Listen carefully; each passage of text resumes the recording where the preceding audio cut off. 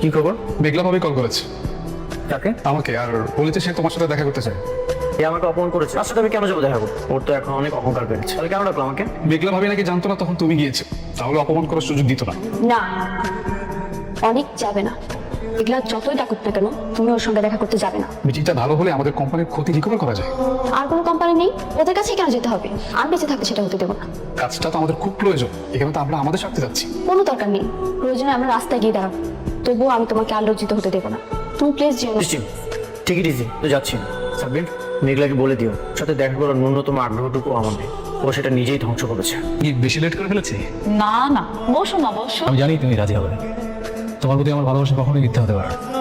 আর আজকে আমি অনেক খুশি। সত্যি, এই সন্তানের বাবা তো আর তুমি না, এই সন্তানের বাবা আমার স্বামী।